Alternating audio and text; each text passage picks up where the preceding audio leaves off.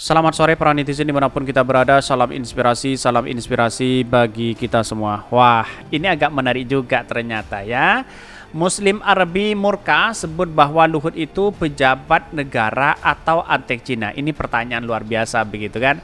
Tetapi apakah selama ini kegagalan Luhut ya membangun atau bekerja sama di kereta cepat ya mengalami sebuah kegagalan yang luar biasa. Pasti ya Jepang akan tertawa melihat ini semua begitu kan. Ya, kita lihatlah situasi dan hari ini. Mungkin Pak Jokowi agak bingung begitu. Bagaimana kok bisa gagal begitu kan ya. Tetapi seolah-olah ya utang-utang apa namanya Cina itu lalu kemudian ada yang berspekulasi bahwa APBN sebagai jaminan katanya begitu. Jadi artinya selama ini kalau kita ini benar-benar terjadi, wah ini agak memalukan dan kacau begitu. Seolah-olah Cina sudah PHP kita begitu kan, PHP negara Indonesia begitu. Bukan masalah mampu atau tidaknya membayar utang yang ada di Cina begitu kan. Tetapi perlu diingat ya bahwa jangan sampai yang kemudian rakyat yang kemudian jadi korban di situ begitu. Tetapi mari kita baca terlebih dahulu komentar-komentar netizen seperti ini. Ini komentar-komentar netizen ya. Muslim Arabi murka sebut Luhut itu ya pejabat negara atau antek Cina. Ini pertanyaan luar biasa begitu ya.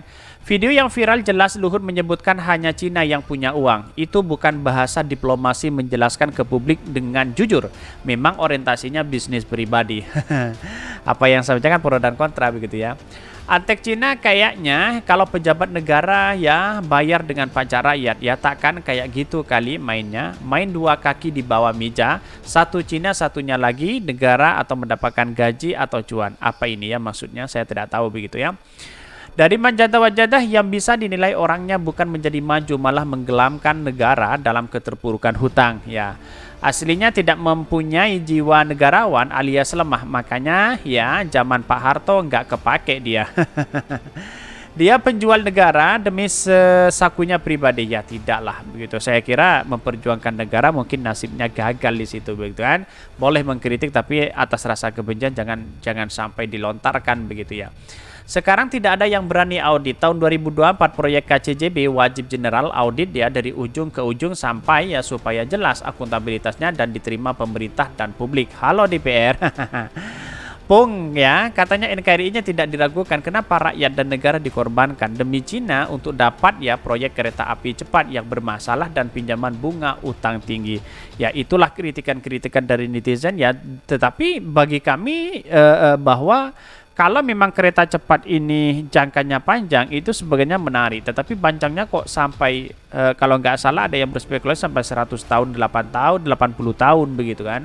Ya sampai jadi gimana begitu kan ya. Dari operasional saja ya katanya 1 tahun itu hampir 2 triliun, bayangkan begitu. Kalau sampai 100 tahun bayar berapa begitu kan. Ya dikalkulasi saja begitu kan ya. Bahkan ya ini disebutkan di sini bahwa ya intuisi militer Pak Harto terhadap orang seperti ya ternyata tidak meleset ya. Ini bukan sekedar antek ya. Wah, ini banyak ya apa namanya pro dan kontra begitu ya. Masih nanya ya ngotot reklamasi sampai dibuat perpres ya setelah kalah di pengadilan ya. Pemilik kereta cepat Cina yang awalnya sudah mau deal dengan Jepang dan masih banyak lagi ya. Lah itu yang menjadi pertanyaan kenapa kok Jepang yang nggak dipilih oleh negara kita begitu. Padahal Jepang itu adalah konsisten sekali untuk membangun bangsa, untuk membangun investasi begitu kan dengan negara-negara yang lain begitu. Tetapi mari kita baca terlebih dahulu beritanya seperti ini. Ini beritanya dikutip dari Gloraya. Ada pertanyaan bahwa Muslim Arabi murka Luhut itu pejabat negara atau antek Cina. Ini dikutip dari Gloraya.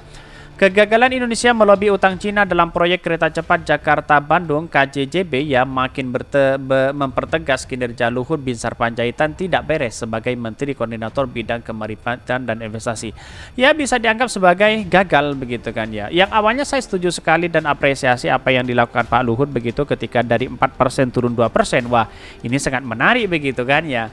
Bahkan alih-alih ternyata gagal di situ begitu ya.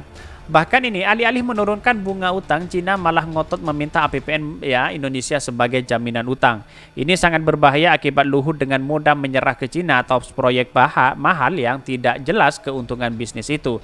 Sekarang APBN malah tersandera, ujar Muslim kepada kantor berita politik. Bahkan ya sikap lembek Luhut kepada Cina pun dipertanyakan. Luhut dan Muslim dan kata Muslim Arbi seolah-olah justru bekerja untuk kepentingan dan keuntungan Cina. Sebenarnya Luhut ini siapa? Pejabat negara atau antek Cina di Indonesia? Proyek KCJB ya yang jelas-jelas ya mau sandra ya jelas-jelas mau sandra APBN saja. Luhut santai.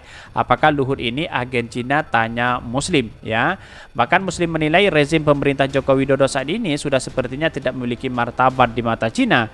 Era Jokowi negara dan bangsa dibikin tidak bermartabat di hadapan Cina. Apa yang diminta Cina selalu oke, pungkas ya Muslim.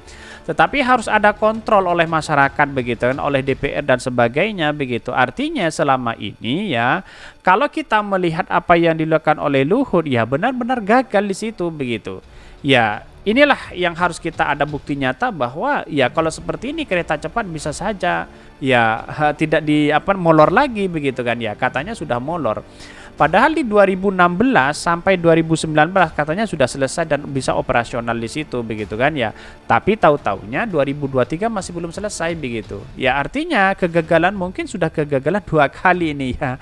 Dari Muslim Arbi ini sudah mengatakan seperti itu. Apakah Pak Luhut itu ya antek pejabat negara atau antek Cina? Itu pertanyaan luar biasa begitu kan. Tetapi bagi kami ya di satu sisi melihat si Pak Luhut ya dengan tegasnya mengatakan ya Indonesia akan mampu membayar itu. Tapi bukan masalah itu yang kita lakukan begitu.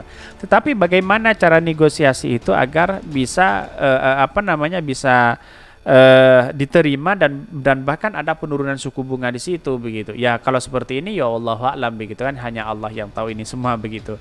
Kira-kira seperti itu begitu ya. Mungkin itu yang kami sampaikan tentang turun channel Hodari Podcast hari ini karena ada berita-berita menarik dan viral setiap harinya.